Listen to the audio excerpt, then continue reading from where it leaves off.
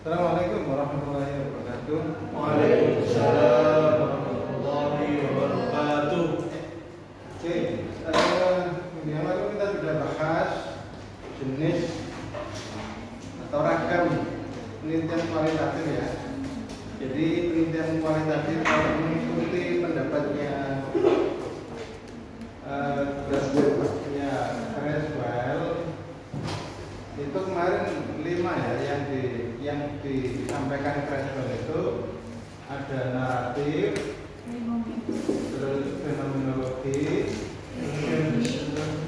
oh ya ini action research itu tidak dipilih oleh Creswell ternyata. Apalagi case study, terus etnografi. Nah, yang satunya itu grounded solution.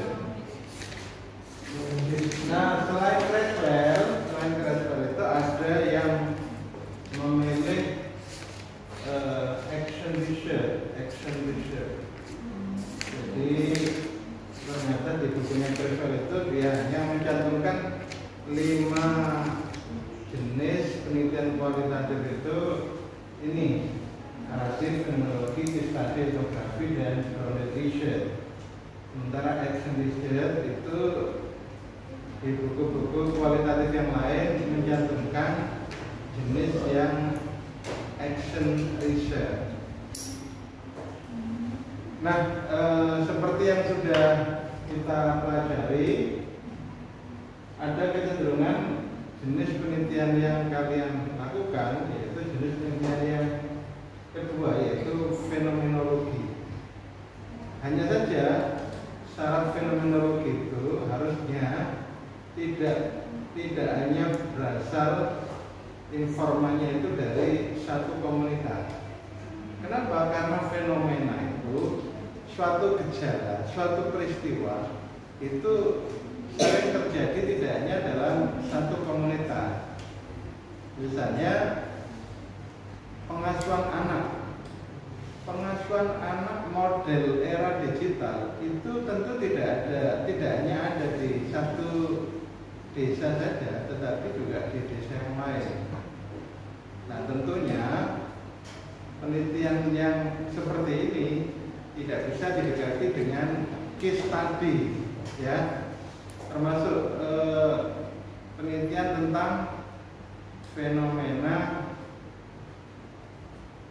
perilaku minum-minuman keras.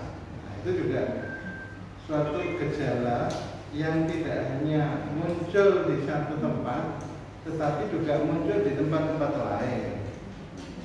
Nah, misi peneliti itu apa? Ingat, misinya fenomenologi itu menemukan makna yang sama, gitu.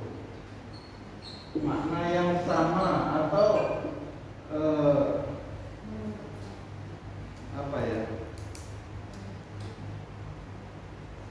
interpretasi atau tujuan. Walaupun mungkin persamaannya itu tidak secara menyeluruh ya. Sebagian punya kesamaan makna bahwa minum-minuman keras itu sebagai sebuah perilaku gentleman. Itu mungkin ada 3 kelompok. Tapi kelompok yang lain, beberapa kelompok yang lain memaknai perilaku minum-minuman keras itu sebagai perilaku yang bertujuan atau bermakna menghilangkan kesusahan, menghilangkan kesedihan atau menghilangkan kekalutan pikiran. Itu beberapa makna yang mungkin muncul, tetapi tidak oleh satu kelompok saja, tidak hanya oleh satu individu, tetapi oleh beberapa orang atau oleh beberapa kelompok. Jadi yang memaknai seperti itu tidak tunggal. Nah, sehingga kemudian itu bisa dianggap sebagai fenomena. Tapi kalau hanya terjadi dalam satu komunitas tertentu, bahwasanya keadaan seperti ini itu hanya ada di satu komunitas tertentu, maka itu bisa dianggap sebagai studi kasus, case study. Nah, itu yang harus kalian pahami. Nah, begitupun misalkan terkait dengan penyimpangan penggunaan AI dalam pembelajaran. Sebetulnya ini fenomenanya kan tidak hanya di satu kampus. Itu gejala ada juga di kampus-kampus lain. Nah, sebetulnya harusnya ditemukan adakah tafsiran yang sama antara mahasiswa di kampus A dengan kampus B terkait dengan penyalahgunaan AI ini. Makna penggunaan AI itu apa bagi mahasiswa-mahasiswa tersebut. Nah, itu tentu kemudian yang ingin ditemukan dari penelitian dengan jenis fenomenologi. Nah, bedanya apa dengan case study? Case study itu sudah sejak awal peneliti itu mengetahui kekhasan, keunggulan atau keunikan, gitu ya.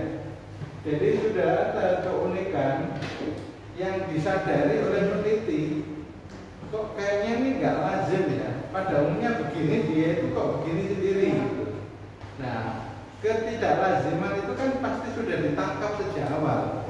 Nah, itu kemudian yang ingin digali sehingga ditemukan apa?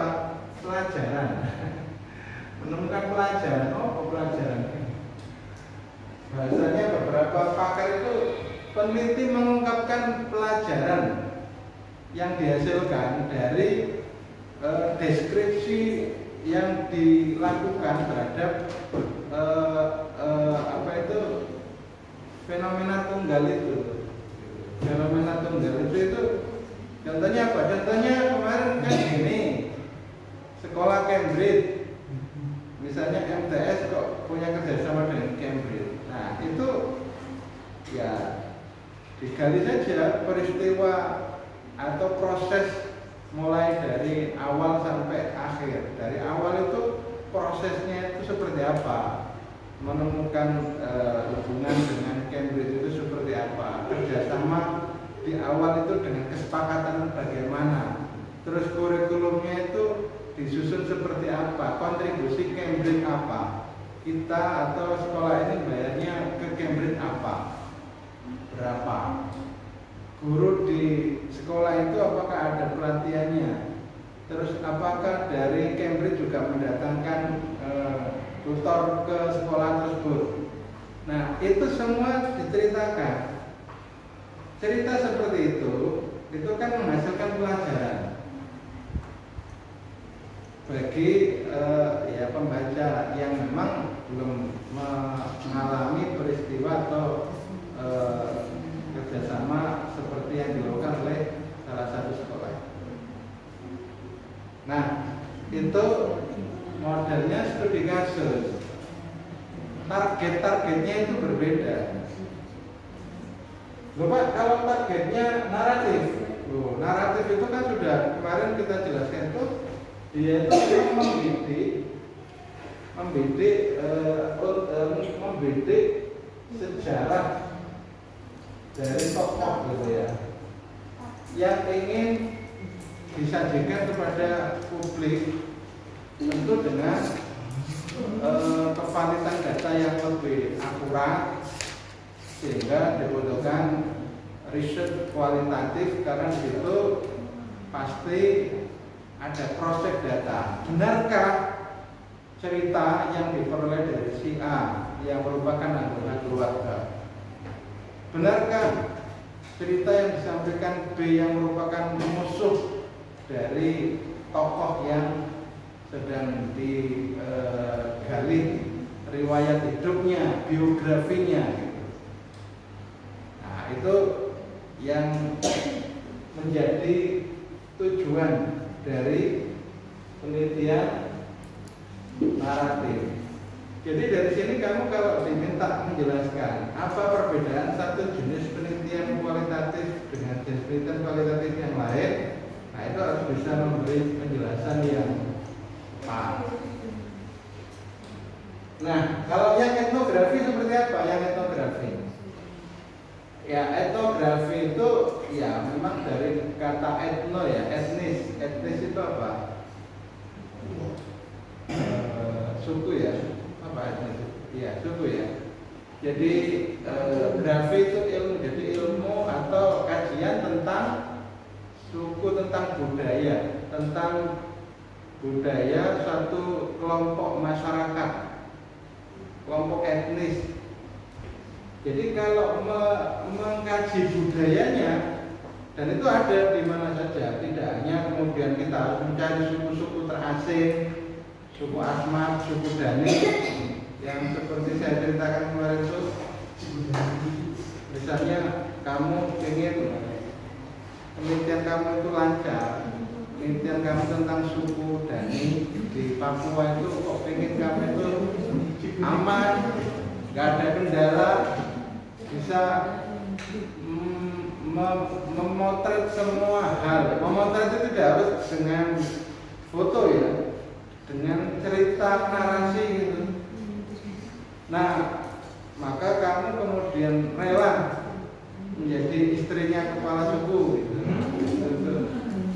Itu luar biasa demi ilmu.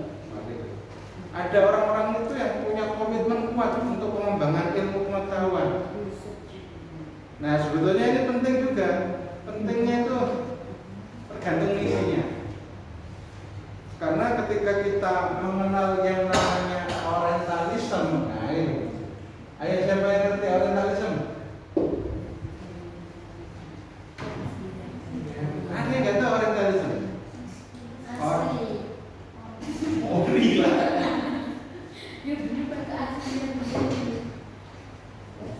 Dari kata oriental itu timur. Ibaratnya dunia ini dibagi antara timur dan barat. Jadi kalau orientalisme yaitu kajian-kajian tentang ketimuran. Orang barat mengkaji timur, itu namanya ya kajian-kajian orientalisme. Yang mengkaji, yang meneliti sebutannya adalah orientalis. Belanda, Inggris, Prancis, bahkan Amerika itu dianggap barat. Yang kemudian mereka berusaha mengkaji timur. Tujuannya apa? Oh, ini yang kamu harus. Ada macam tujuan. Ada tujuan kolonialisme.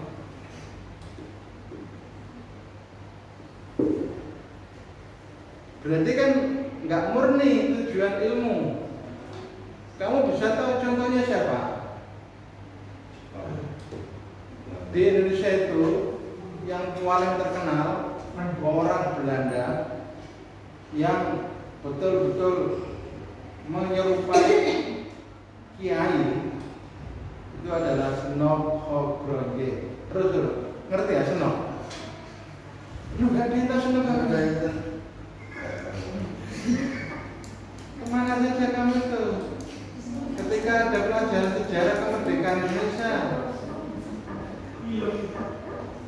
tulisannya ya Bapak Seno Kuangel ya? Seno Gane begini ya? Hogronje. Sudah ketemu? Seno Hogronje itu ilmuwan Belanda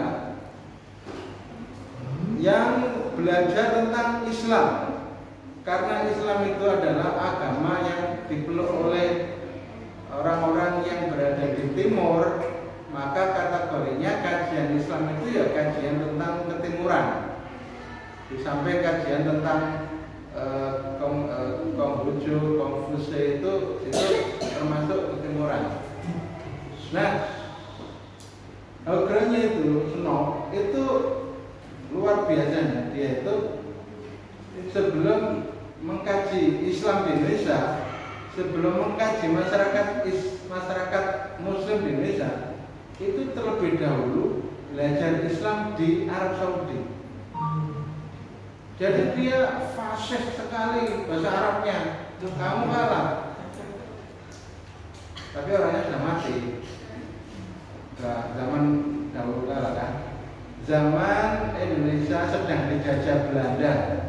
Saya lupa berapa lama di Mekah, entah 4 tahun atau 5 tahun.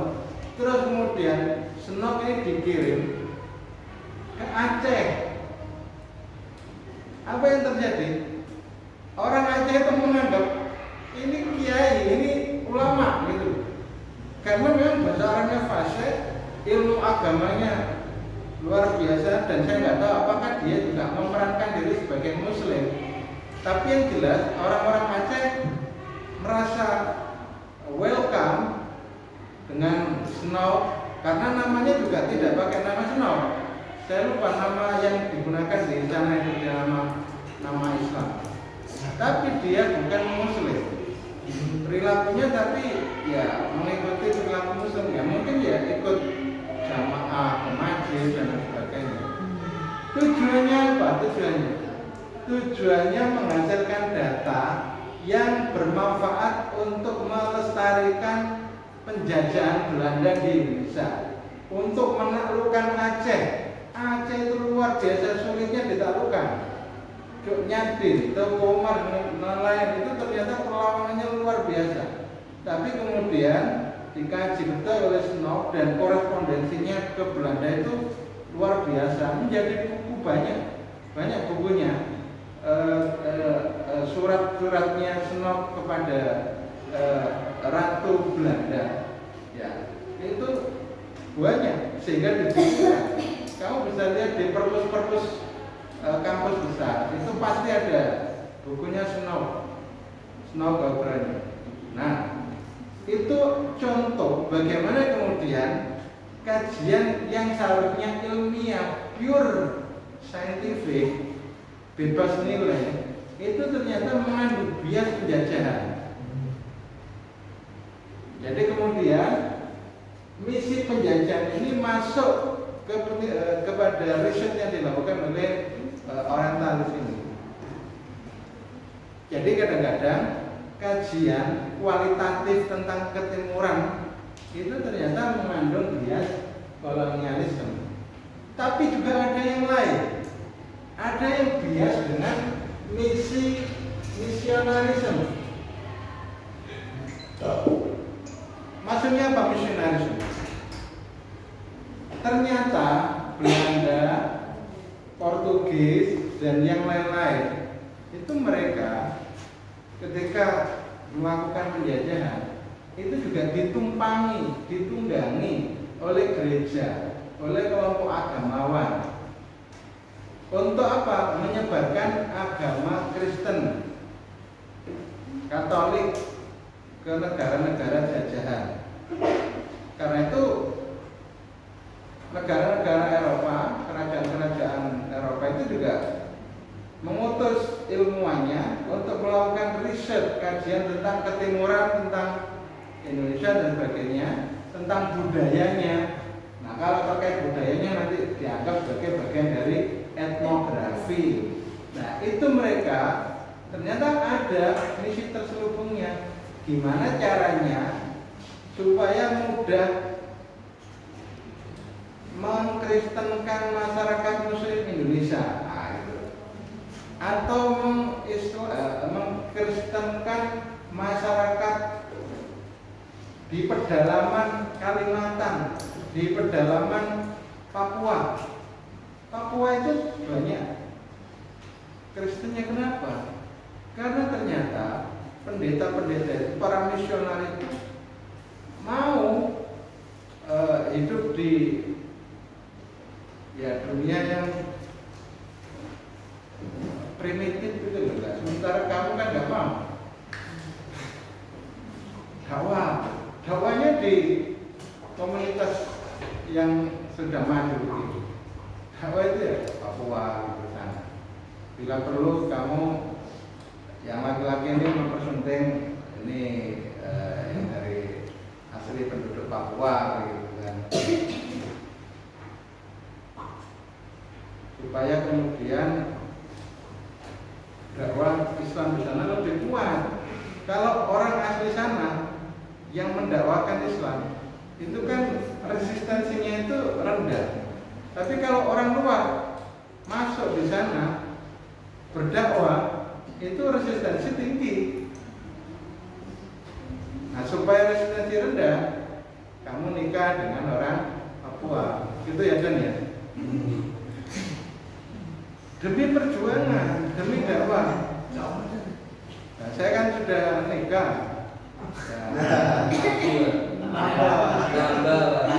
Ya, itu mestinya kalau menggunakan kaidah al-aslu fil amri lil wujub, itu kan mestinya wajib ya menikah lebih dari satu. Fankihu gitu ya. Fankihu itu kan fi'il amr kan?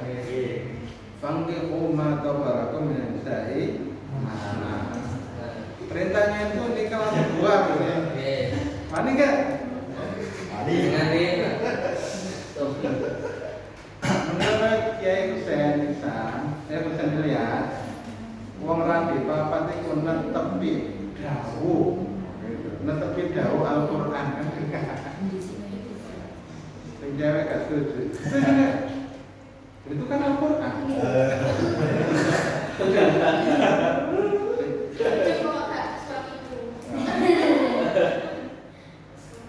Ya harus dibantu suaminya itu netepi dawuh gimana? Bila perlu difasilitasi.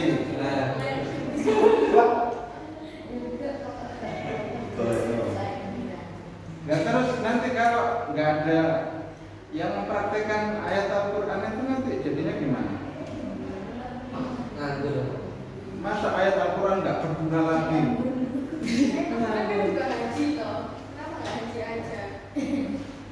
Ya haji ya. Misalnya bersunnah berwajib dilakoni karena di papat itu.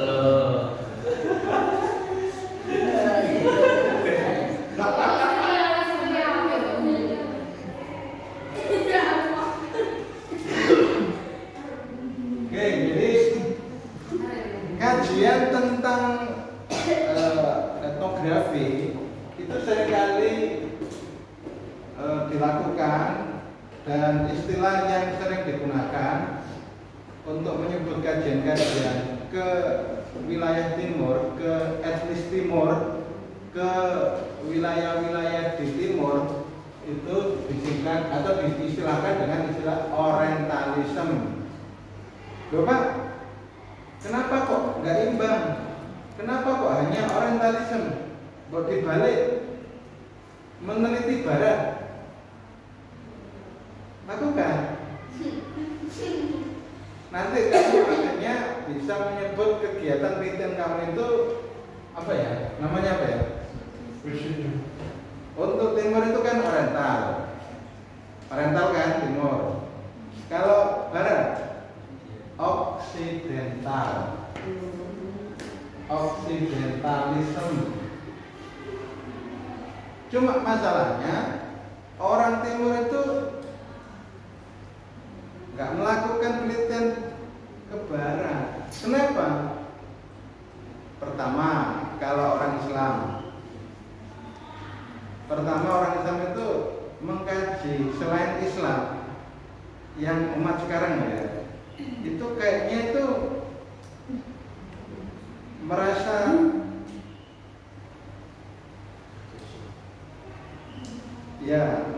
kok kayaknya ada dosa gitu untuk melakukan itu, membaca Injil, membaca Taurat, membaca kitab-kitabnya mereka, itu kayaknya merasa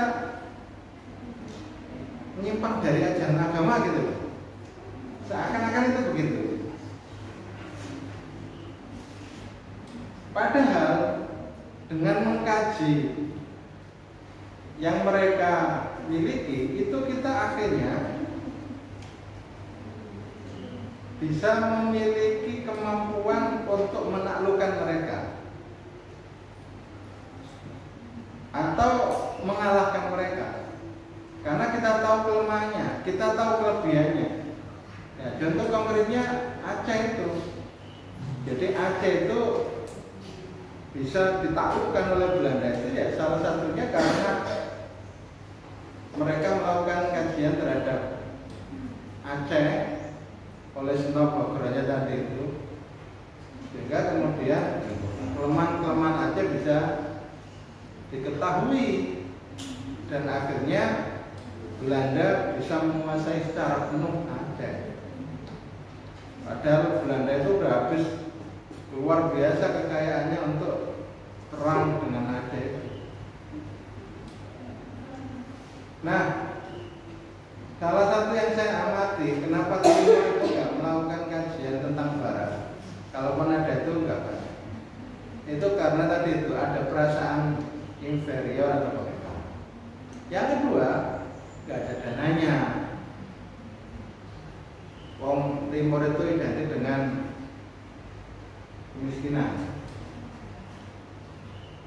identik dengan masyarakat yang dijajah. Kalau Barat kan identik dengan masyarakat yang menjajah. Kok bisa menjajah? Ya karena mereka memiliki kemampuan teknologi persenjataan yang lebih bagus, lebih canggih dari Timur. Timur akhirnya mudah dikalahkan. Akhirnya diwajibkan. Awalnya misinya misi dagang, pengen berdagang. VOC itu kan company itu apa? Company itu perusahaan. Jadi kalau kamu bilang company, itu kan seakan-akan menunjuk kepada orang. Orang Belanda itu namanya company. Tapi sejatinya company itu adalah perusahaan. Jadi bahasa asingnya perusahaan itu adalah company. VOC, C-nya itu company. Awalnya dagang, tapi kok bisa menguasai wilayah ini ya? Kok enak lebih bisa mendapatkan kekayaan berlimpah ketika menguasai wilayah. Udah, raja-raja itu hancurkan aja, kan begitu akhirnya. Dan akhirnya Indonesia betul dikuasai oleh Belanda. Nah, berikutnya kemudian kita itu sebetulnya harus mengetahui kajian-kajian tentang Orientalisme, tentang Islam. Itu manakah kajian-kajian yang mengandung misi kolonialisme atau misi misionarisme?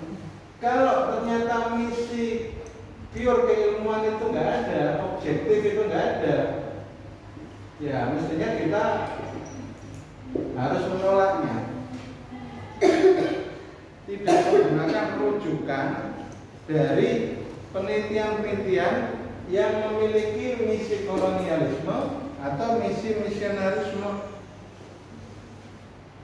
Nah, kalian kalau membaca tentang Orientalisme itu mungkin nanti akan bisa mengetahui ya, ilmuwan-ilmuwan mana, peneliti-peneliti mana yang tergolong pada kelompok yang pertama, pada kelompok yang kedua, atau pada kelompok yang ketiga ini, yang memang pure untuk ilmuwan. Tidak ada misi kolonialisme, tidak ada misi misionarisme. Nah, tentu kemudian kalau kamu tahu tokoh peneliti atau ilmuwan ini loh yang lebih objektif melihat Timur, melihat Islam, maka itu yang bisa kamu jadikan rujukan. Sementara kalau ternyata peneliti ini itu cenderung kepada misi kolonialisme maupun misionarisme, maka tentu kamu nggak boleh menggunakannya. Tapi kalau nggak tahu Pak, ya akhirnya kamu pakai terus, ikut-ikut mendiskreditkan Islam. Nah, kadang-kadang begitu.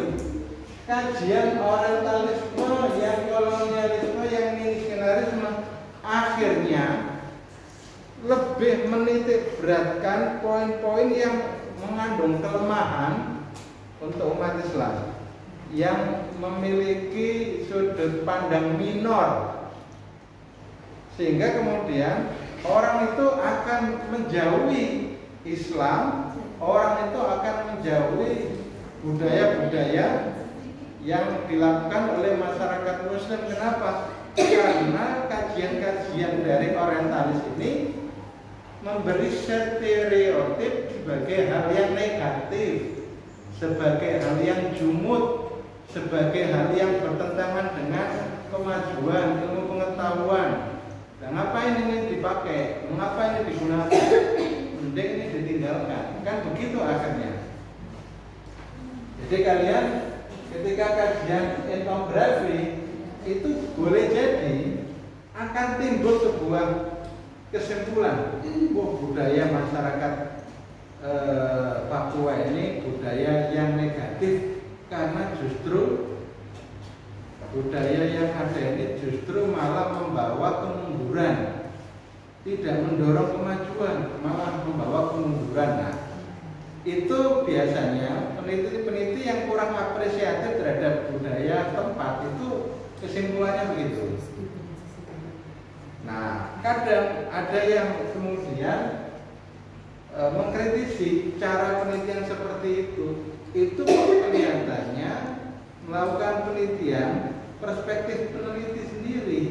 Mestinya perspektif mereka juga digali, jangan hanya perspektif outsider, tapi juga perspektif insider. Paham ya? Outsider, insider. Jadi ketika kita wawancara dengan mereka, itu sebetulnya dengan maksud menggali perspektif mereka. Tapi kalau kita hanya observasi, mengamati, mencatat gitu aja ya, itu terus kemudian nggak ada komunikasi, itu nanti jangan-jangan hasilnya perspektif peneliti saja, perspektif orang luar, outsider. Maka ada yang mengkritisi model penelitian seperti itu. Nah, itu yang perlu dipahami dari penelitian etnografi, yang itu bisa bentuknya orientalisme mengkaji timur atau bentuknya oksidentalisme mengkaji barat. Kalian bisa cari buku judulnya orientalisme. Penulisnya itu Edward Said. Itu kalau nggak salah dia dari dulu Palestina, aslinya Palestina tapi udah hijrah ke mana? Ke Amerika atau saya kemarin nyarankan sih ke anak-anak semester 3, semester 1. Kayaknya kita ini kalau mau mengalahkan barat dari sisi kemajuan peradaban itu kok kayaknya nggak bisa mengejar. Teknologinya mereka itu semakin cepat berkembang, sementara kita itu kok kayaknya sangat jauh untuk bisa mengejar mereka. Kalau ingin mengalahkan mereka, ya berarti kita nggak mungkin bisa kalau berangkatnya itu dari tanah air kita sendiri. Mending saya dorong kalian itu untuk hijrah ke Amerika, ke Inggris, ke Prancis, hidup di sana, membangun komunitas di sana semakin besar, dan bila perlu masyarakat di sana itu mendukung kalian. Ada contohnya apa? Ada. Di Inggris itu ada orang namanya Sadekan. Sadekan itu siapa? Wali kota London. Wali kota London berapa periode? 3 periode. Lu kok bisa? Dia itu Muslim. Ayah itu yang merantau dari India. Sadekan itu ya marganya Kan. Ya, marga Kan itu ya termasuk Sarukan, catat, ini yakinkan. Nah itu, lo kok bisa? Ya ternyata Muslim di sana bisa diterima dan sampai menjadi wali kota itu kan luar biasa. Wali kota London, ibu kotanya Inggris kan London ya.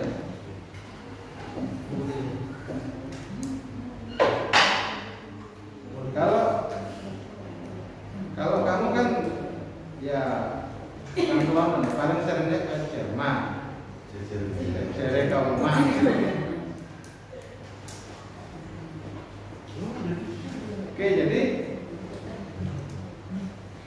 untuk bisa maju, caranya umat Islam itu kuasailah negara maju.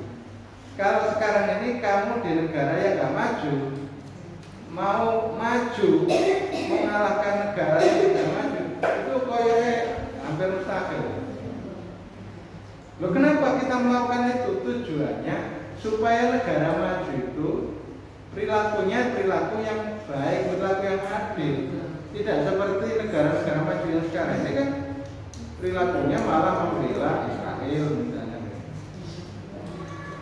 Ya kenapa? Ya karena orang-orang Yahudi mampu menguasai loh di Amerika. Siapapun calon presidennya itu udah di backup sama Yahudi, pendanaannya dari mereka semua. Siapapun yang jadi tetap pro terhadap Yahudi. Nah kalau bisa siapapun yang jadi presiden Amerika itu pro kepada Muslim gitu loh. Nah kalian yang ke sana untuk kemudian mempengaruhi publik Amerika, kalian punya pengaruh di sana.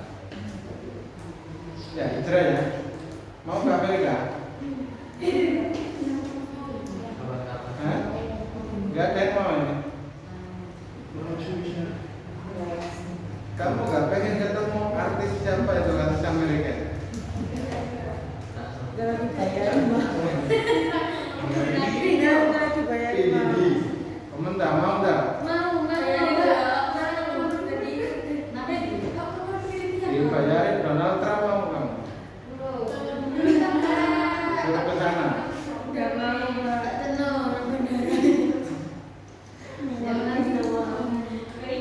Oke, tadi itu etnografi ya, budaya yang dikaji itu budaya masyarakat. Sebetulnya yang sering dikaji memang masyarakat yang apa ya, yang jarang tersentuh peradaban. Pada umumnya itu yang suku-suku yang di pedalaman gitu ya, atau suku-suku luar, ya maksudnya daerah luar.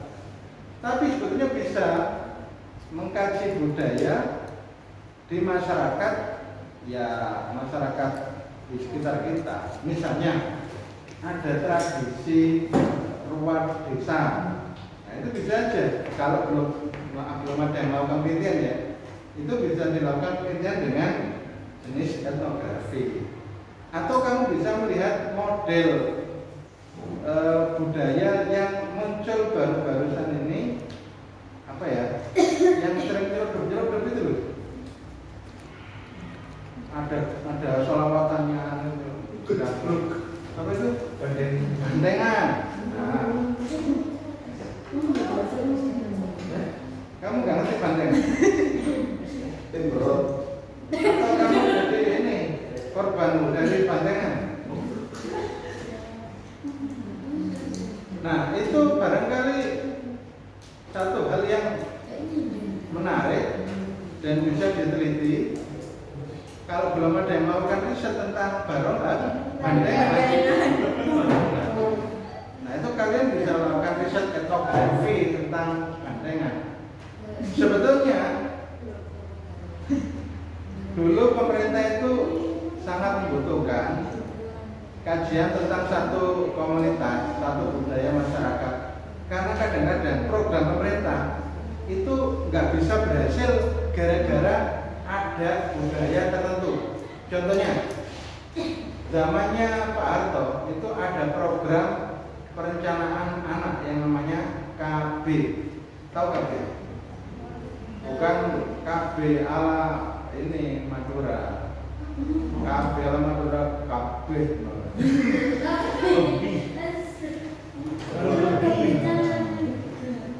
Kamu sudah KB? Sudah, Pak. Anaknya kok banyak, malah jadi banyak. KB. Gitu ya.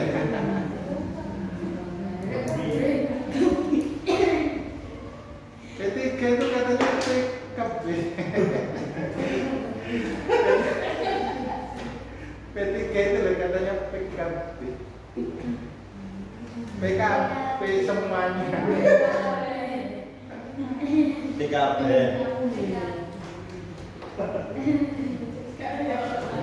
Lebih Nah, kenapa nggak berhasil awal-awal dulu program kami? Karena ada budaya yang menyatakan banyak anak banyak rezeki dan macam-macam. Akhirnya orang itu kalau disuruh pakai KP untuk perencanaan nggak mau. Nah, itu kalau nggak dikaji apa penyebabnya? Akhirnya pemerintah nggak tahu, ya udah gagal. Nah, ketika dikaji, oh ternyata penyebabnya ini, penolakan ini terjadi karena faktor ini, akhirnya dicarikan tokoh agama yang bisa mendalilkan bahwasanya KB itu tidak salah dalam Islam, misalnya. Dan itu semua akhirnya bisa mendorong keberhasilan program pemerintah. Jadi itu bentuk riset yang kadang-kadang dibentukkan oleh pemerintah dalam rangka apa? Dalam rangka mencapai keberhasilan program pembangunan yang ditetapkan. Oke, sekarang yang grounded itu seperti apa, Pak? Grounded research. Ya, grounded. Riset grounded itu apa sih? Grounded itu?